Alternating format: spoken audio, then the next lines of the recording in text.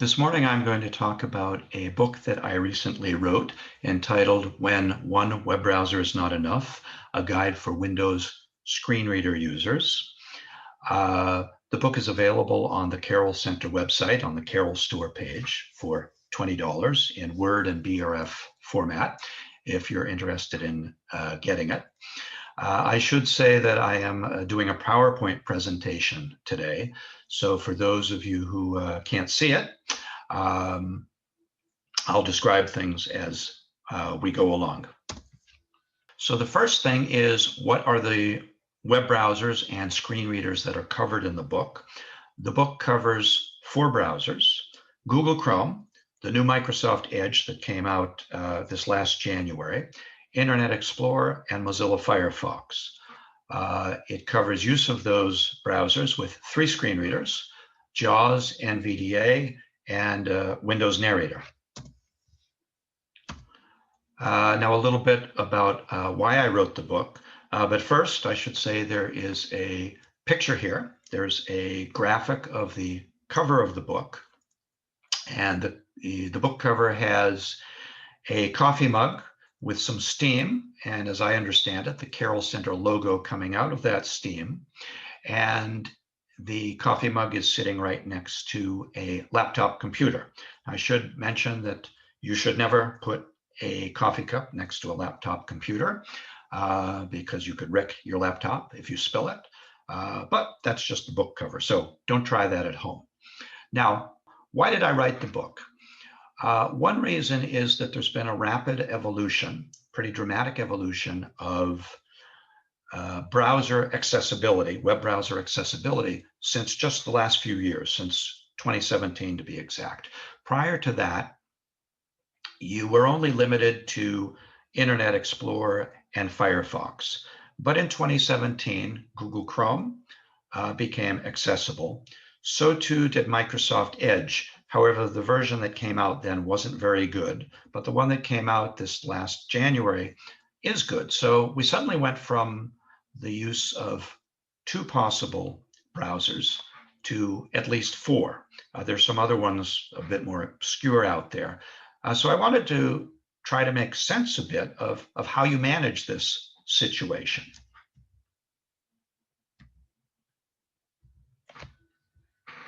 There's also been, related to that, a change in usage patterns by blind people. And, things are a bit topsy-turvy. And I should also mention that shortly after the book came out, also in August of this year, Microsoft announced that they would be discontinuing support to Internet Explorer next August. So that was sort of an additional reason that I had not anticipated, although Internet Explorer was on the way out, that a book like this can perhaps aid people in making that transition if they have not done so already. So the question, why should you use more than one browser? Again, you could choose to simply learn one, get to know that well, and forget about all the rest. But I think there are some compelling reasons to be familiar with more than one of them.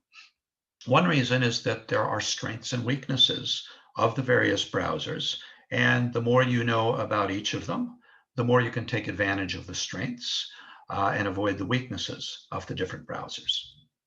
In addition, some browsers work better with the screen reader than others.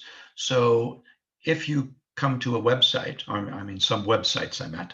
So if you come to a website and something is not working, like you hit enter on a link and nothing happens, or you have an unlabeled button or something like that, your first line of defense may be to change browsers, and you may have a better experience. No guarantee of that, but the more you're comfortable with different browsers, the better the chances that you won't get blocked. Also, you should avoid putting all your technology eggs in one basket. I cite the example of Firefox, that in 2017 did a major upgrade, and suddenly it became inaccessible to screen reader users. If you were completely dependent on the use of Firefox, then you were really stuck. If, however, you could use one of the others, then it was more of a hiccup. So the more you can diversify your risk when we're talking about using technology, the better off you are. One good piece of news is that once you know how to use a web browser with a screen reader, say JAWS with Google Chrome, and you know your way around in terms of the navigation keys that you use, it really isn't that hard to learn the other browsers. Learning curve is not at all steep. That said, there are differences between the browsers, not major ones, but certainly ones that we want to talk about. The menu structure is different between the browsers. Internet Explorer had a classic drop-down menu structure. Google Chrome and the new Edge have what's a sort of more lean and mean menu structure. And so I talk a bit about those. Firefox is actually a hybrid of sorts. Not that hard to get to know them, but you need a little bit of explanation. Secondly, I think when people do transition away from Internet Explorer, if they've used favorites in the past to get quickly to some websites, often they have problems getting used to bookmarks, which is what Chrome calls favorites, essentially the same thing.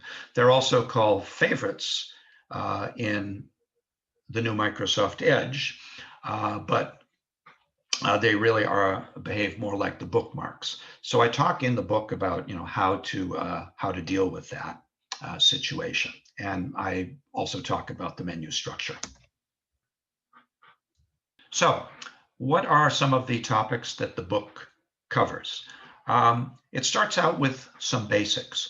I don't really assume that people know much about browsing the web already. So one of the chapters talks about the most important keystrokes to use when browsing the web. And for some people, this would be review, things like headings, list of links, and the like.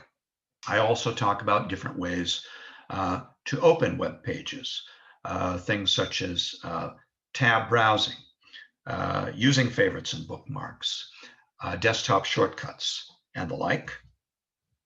I talk about downloading. Often you will download files from the internet. So how do you do that? These are amongst the things that I consider sort of basics. And then I talk about quite a number of other topics, and some of them are, let us say, a bit more esoteric than others. One thing I spend some time on is history, how to access your recent history of the web pages you've browsed using the various browsers.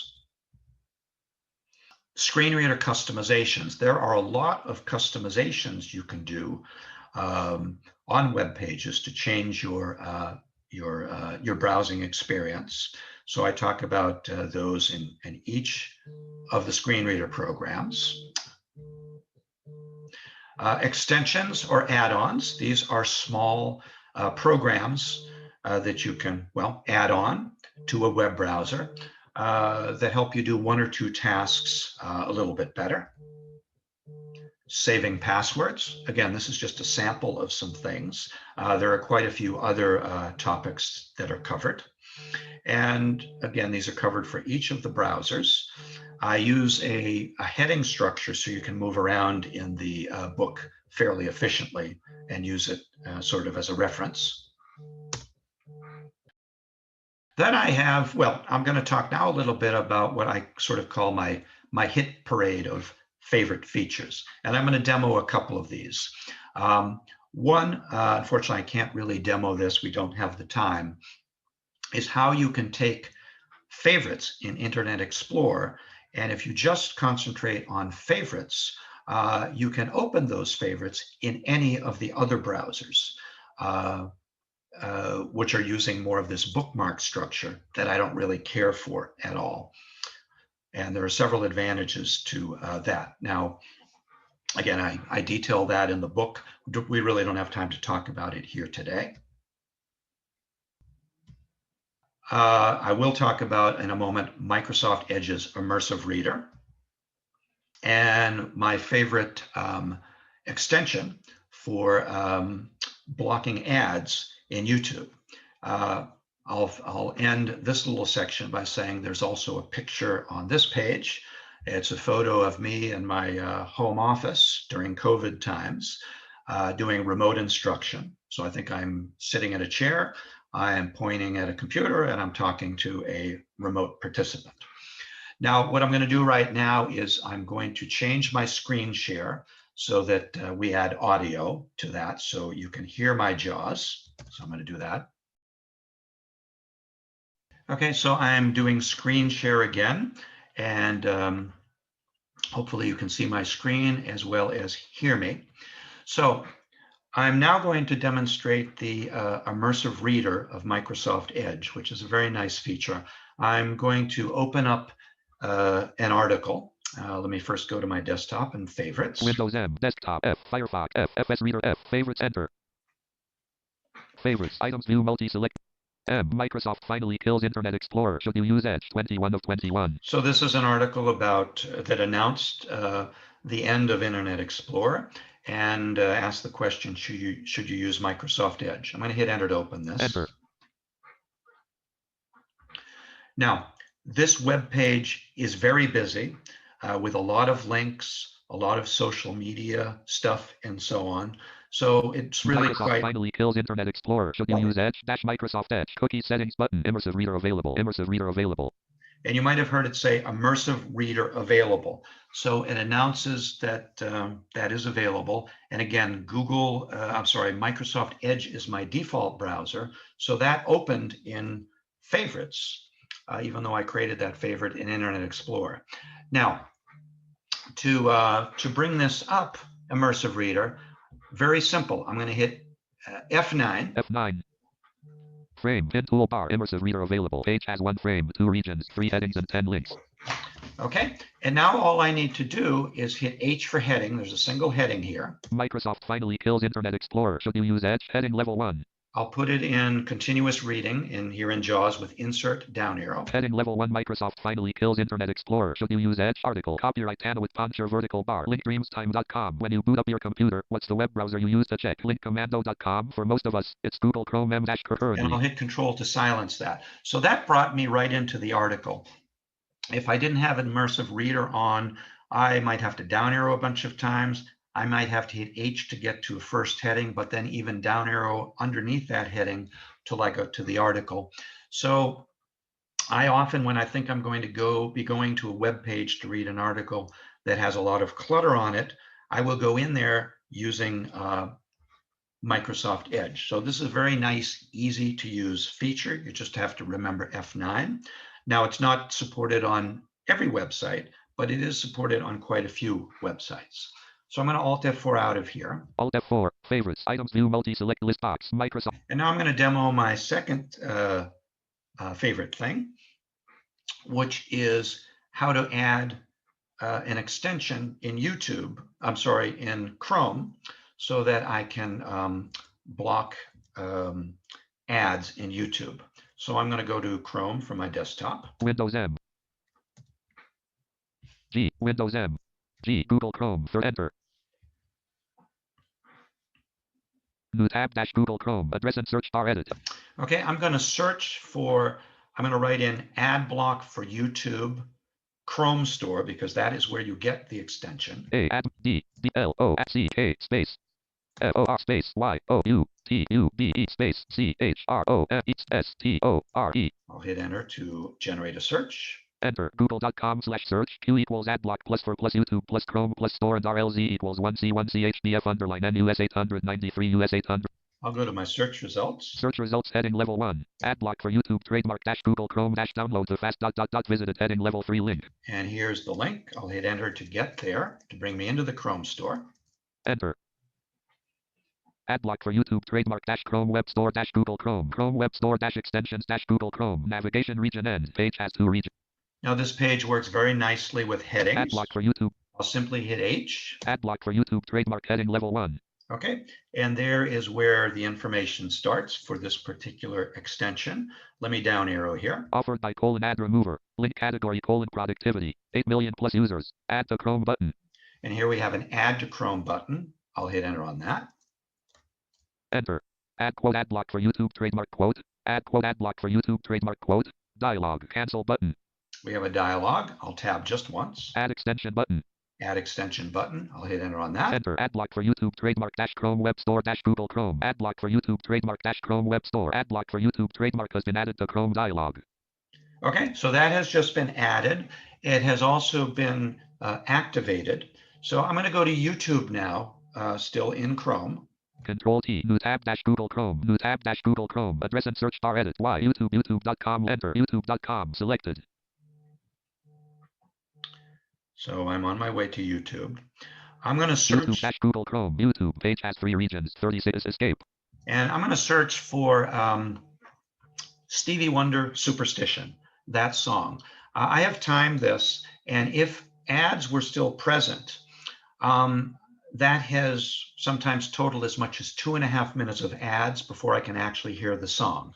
So escape. Let me get into the edit. Search edit, enter, banner region, search edit. I'll type my search term. S-E-E-V-I space O-N-D-E-R space S-U-P-E-R-S-T-I-T-I-O-N. And I'll hit enter. Enter.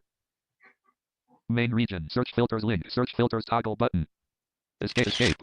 Okay, and I'll hit H to get to the song. Stevie Wonder Superstition by Liza Germain, 11 years ago, 4 minutes, 28 seconds, 142 million free. And as I said, if I didn't have this going and I hit enter now, we'd have about 2.5 minutes of ads.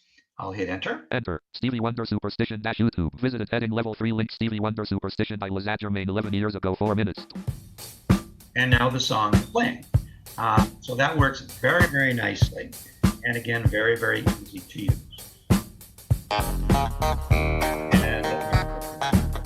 Alt F4. Power slide. So those are a couple of examples of some nice features in a couple of the browsers. There are more.